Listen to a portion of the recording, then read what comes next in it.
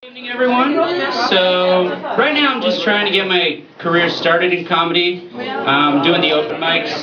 Not really making the big bucks yet. I'm hoping one day that I can make the big bucks, be like my heroes. George Carlin, Bill Hicks. My dad, he's always asking me, Shawn, when are you going to get a career? When are you going to start making some money? And so I'm just doing the open mics, but I'm really excited because tomorrow I'm going to be able to send him an email. Dad, I don't have a career just yet, but last night I started my unpaid internship.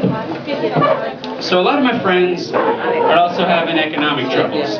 They study for years, they work hard, they get a degree, they get a job, but at the end of all of this, they end up having to move back home. They work hard, but they end up living on their mom's couch. And this is really sad. And this really saddens me. But I've got a good plan. This is going to happen to me. Next week, I'm going to start sleeping on my friend's couch. So, one of the other social tortures I get the joy of experiencing right now is dating. And I don't really enjoy it. Because when you're dating, all your friends, they always want to give you advice. And they always want to tell you what's up. So all my female friends, they're always like, Shawn, if you want to get a date, if you want to get with the ladies, you gotta know how to dance. And I'm like, well, why do you have to know how to dance? Well, don't you know? When a woman sees you dancing, when she sees you on the dance floor, when she sees you moving and grooving, she's able to figure out how you're going to be in bed. She's able to tell whether or not you're going to be able to satisfy a woman. Just like, really? That's the stupidest way I've ever heard of trying to tell whether or not a man's going to be able to satisfy a woman. Yeah? And what would you recommend? I don't know. See how he licks an ice cream cone? Yeah, there's a reason I like to give girls a popsicle on the first date. So, one of the things that really annoys me with dating is you start to get a little success. And, you start to go out with a girl a couple times, and, you finally get that first dreaded meet the family dates. I think everyone knows what this is like. The date when you finally get to meet the family. It's really painful. Because first of all, you gotta all dress up, you gotta put on, a nice collared shirt. Alright, you gotta put on a collared shirt, you gotta put on a tie, you gotta all dress up. And this is how I dress for a job interview, so I'm not really a fan of dressing up. But of course, you get there, and the family, it's always the same family at this date. Because first, everyone's really conservative, so first, you can only kiss your girl. You can't be like normal, just go, oh, I love you, baby, I love you, I'm so happy. No, I want to be here. I want to meet your family. So you get there, and it's always the same family. It's the grandmother, she's really racist, and really old, and really bitter, but the family has to put up with it because they don't know where she hid the money yet.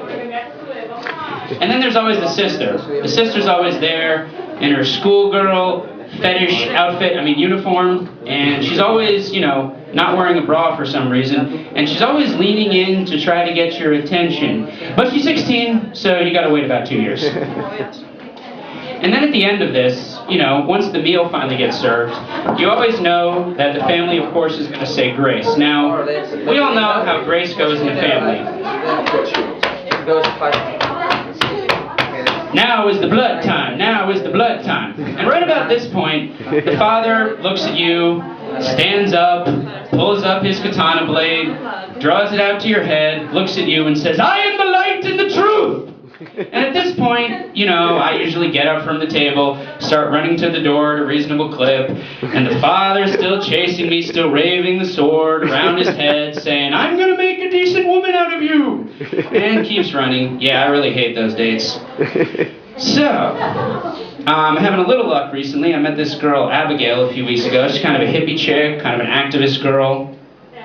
Really, really excited, I'm really enjoying it. And so one day, we're just lying in bed, because it's a lot more comfortable than the floor, and we're just talking, and she's telling me about some of the groups she belongs to. And one of the groups she belongs to is called PETA. And I'm like, oh, PETA, what's that? She's like, PETA is People for the Ethical Treatment of Animals.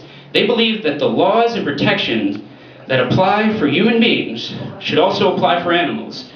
So that, the violence and the cruelty that humans have protection to protect them against, that this is also used to protect animals. I'm like, really? So the same laws, same protections?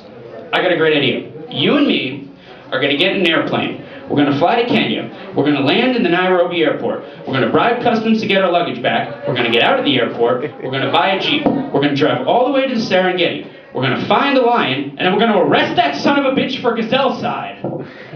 Yeah, I think if we get one of them talking, they'll tell us what the others are up to, and I do not believe that that zebra was self-defense. So yeah, she stopped returning my calls.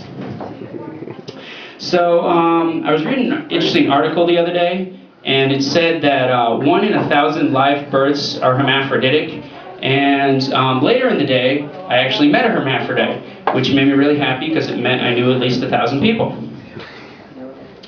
So another thing I discovered from a lot of reading is that 90% of history is before written records. Before. They've only had 10% of human history as written records. This means 90% of history would just be like this. Hey, I had a great idea last night. What was it? I can't remember. Somebody laughing. So, I think this is a good time in the set. Like a lot of comedians, I should tell you a little bit about my background. Now, I'd like to tell you about my mother and my father and my sister, but my attorney has advised me not to until the trial is completed, so I'm going to tell you a little bit about where I used to live. And the area I used to live before I came to Madrid was Northern Virginia. Now, Virginia, it's right below D.C. And if you've never had a chance to go to Northern Virginia, I really want to applaud you on your choice of friends. Northern Virginia is this wonderful area where rich, overeducated people who are bitter and with an undeserved sense of entitlement, as well as poor, undereducated, bitter people with an undeserved sense of entitlement, are able to come together to build a better America. And they're all armed. So, the town I chose to settle in Northern Virginia, was named Manassas. I probably should have been aware that it wasn't one of the cultural meccas of the world, because the town's name began with the words, man-ass! So, while I was there, I had a lot of really fun experiences.